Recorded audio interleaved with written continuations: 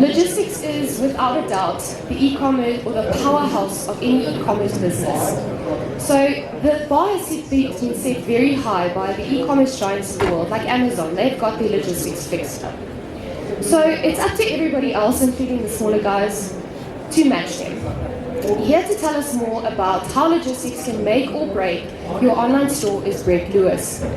He is the co-owner and founder of Camera Stuff, a click-and-mortar retailer of photographic products. Please put your hands together and give a warm welcome to Brett Lewis.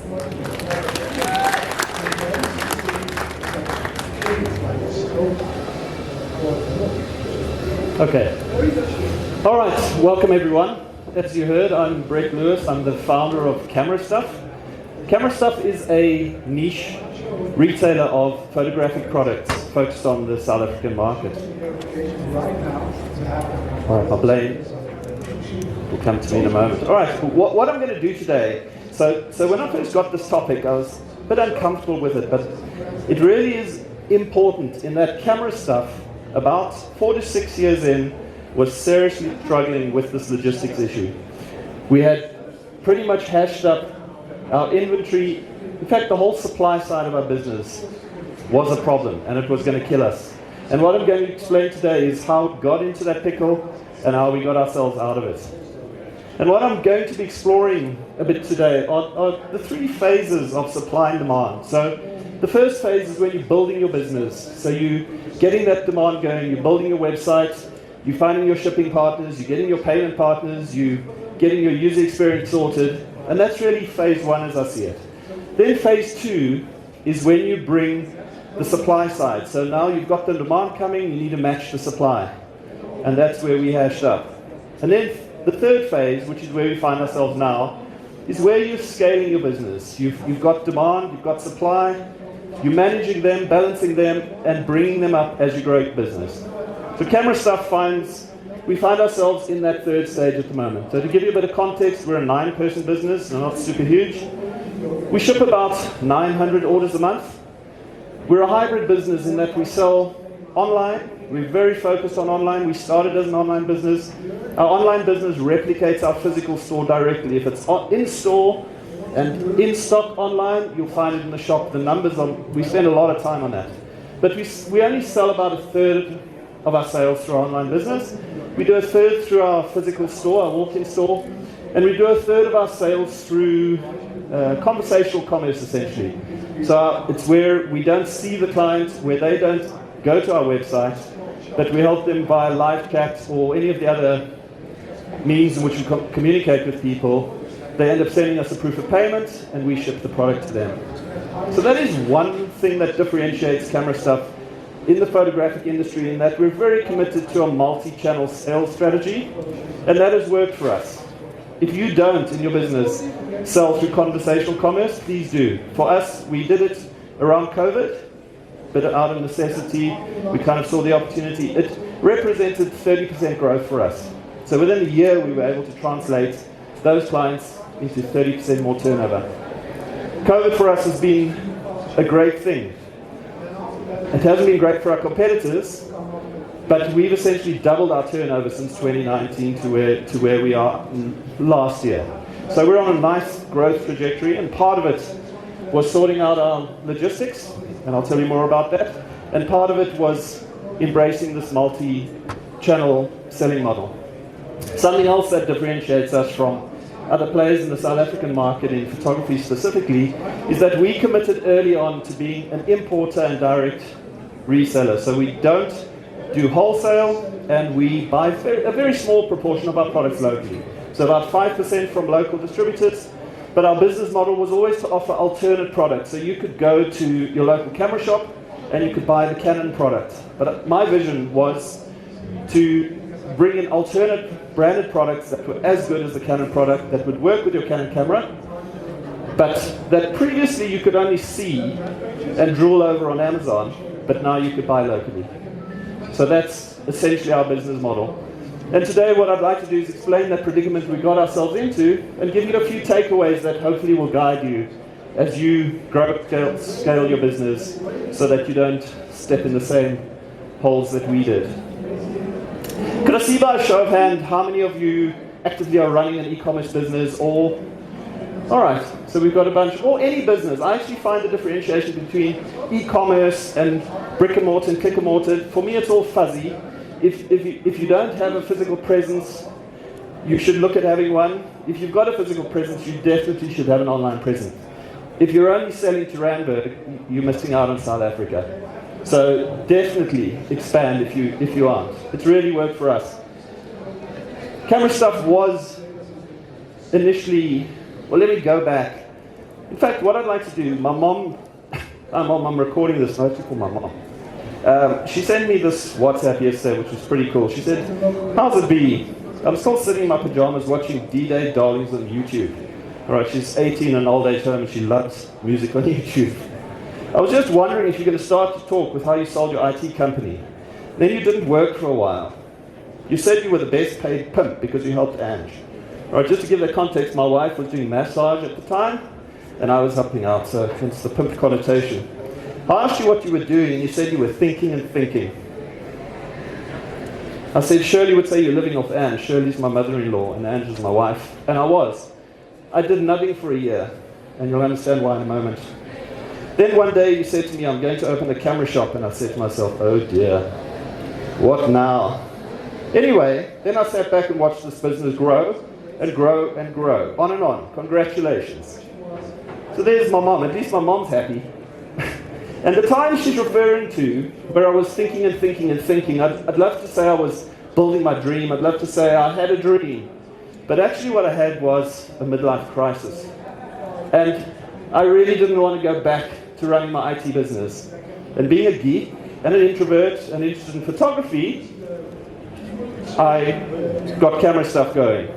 My initial vision was that camera stuff was a pure online business. I don't really like people. In fact, I'm not sure what I'm doing here today, but what I wanted to do is just deal with people via telephone, email, have couriers arrive, take parcels, and send them to happy customers. And that worked okay, but not really, because at that time, so we're talking 18 years ago, 16 years ago when I started the business, people wanted to touch and feel. Even now, people don't trust online sellers. There is mistrust. You have to spend a lot of time building that confidence. But it is different now. But way back then, I started with this business, which was quite rare. At the time, there were photographic shops. They were selling mostly through normal stores. Some of them were tinkering with e-commerce. E-commerce was still in its infancy at the time. But I had this vision. I'm going to create this e-commerce store. And it went pretty well. 4 years in, we were kind of stage one. We were building demand. So we got the website going. I had a little team together, 2 or 3 people. We had products coming in. We had about 1,000 products. And it was all going really nicely. Turnover was growing. Until I read some of the reviews. And most of the reviews were good, but we were starting to see reviews saying, great staff, but they have nothing to sell except hopes and dreams. And brilliant product range, there's none on the shelf. And what had happened is we had raised up, we'd got our demand up, and we'd taken our eye off the supply ball. And it really was a problem. We had demand, and we had clients itching for our products, and we couldn't supply them. I then had to take stock of the situation, and I found a few things. One is we'd had, at that point, 1,000 products, and we've been growing and growing and growing our catalog. The problem there is that a lot of those products, so you have those cool, sexy things, kind of like this room. Like this is the logistics room. This is like the business room. The other rooms are far more sexy, but this was something, so my mind was with those really cool products. A lot of them that I brought to the business, they were funky, they were unavailable locally, but the bottom line is there was a very small demand for these. So those sat on the shelf, just gathering dust. And then there was a whole bunch of products that we weren't looking at all. They were really boring. To give you some idea, we sell photographic studio lighting setups. So you've got lights, as we've got there, and they stand on a stand. And the cool things were the lights. The boring things were the stands, and you can probably guess which one we had in stock and which one we didn't have in stock. We didn't focus at all on the stands. And consequently, we never sold any studio lights because you can't use your lights on the floor. Right now, our studio stands are still the most boring product we sell, but by far, the most, in terms of volume, it is one of the most amazing products for us. So what we had is a weird set of products, and a lot of the top sellers, because we weren't focusing on them, were constantly out of stock. We also didn't understand how our products tie together, like the stand and the light. We were looking at things in isolation. Something else we also had is we felt we were bumping our heads. And something today, I think it's really cool that you guys are here. Logistics is, as I say, boring, but it's really important. And it can be very frustrating. I was really frustrated in the beginning. It felt we were bumping our heads on logistic issues all of the time. Do any of you guys import?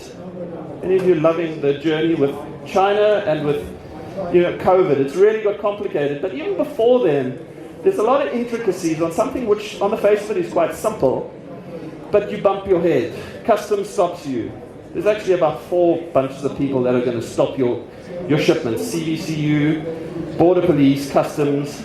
There's something called NRCS. Who's heard of NRCS? Okay.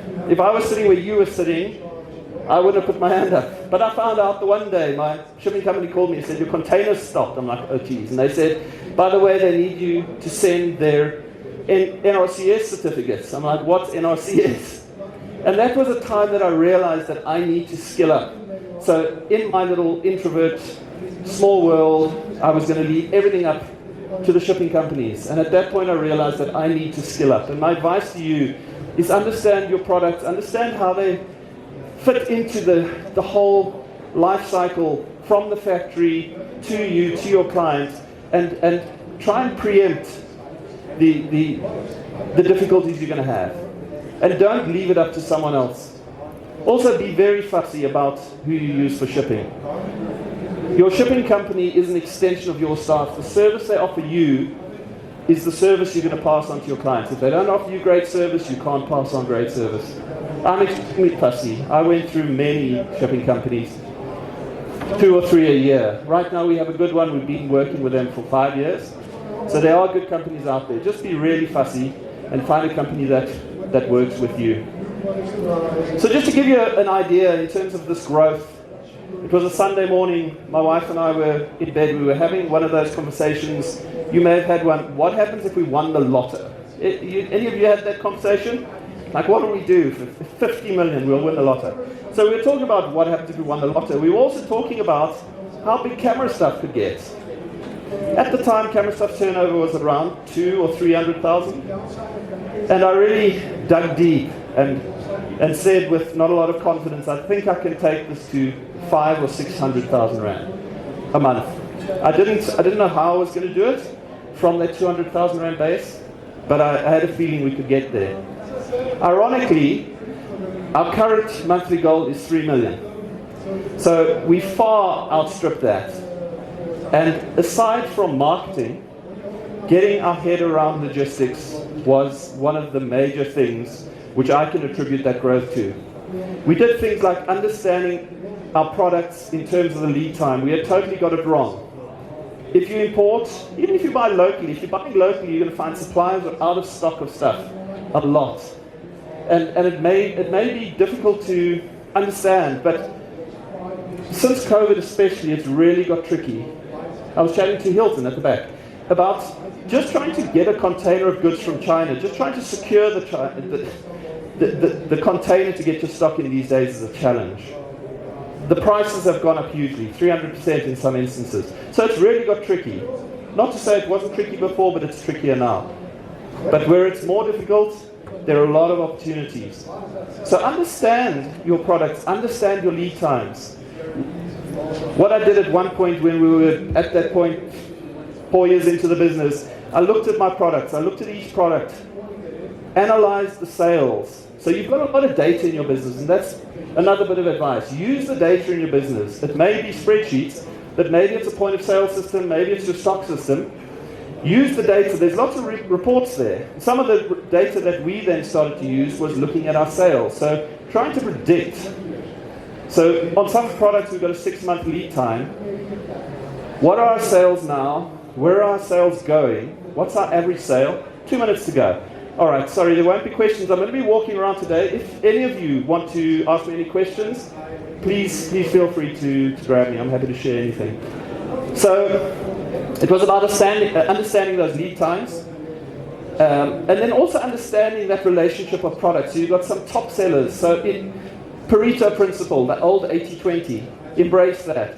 It's pretty much universally applicable to every business. We do 80% of our turnover from 20% of our products. We used to spend 80% of our time focusing on those 20% darling products that I brought that we never sold. We've canned those now. So use that data, understand your product, and most of all, find a good logistics partner. We just happen to use UAfrica for our local deliveries. So UAfrica makes it really easy. They sort out paperwork. They get you the least cost between different shippers. If your business gets to a point where it's worthwhile doing, definitely look at their service. So they take a lot of our headaches away from local shipping. In terms of international shipping, if you come and find me, I'll tell you who I use for international shipping. We use them for warehousing. We use them for everything from the factory in China to our door.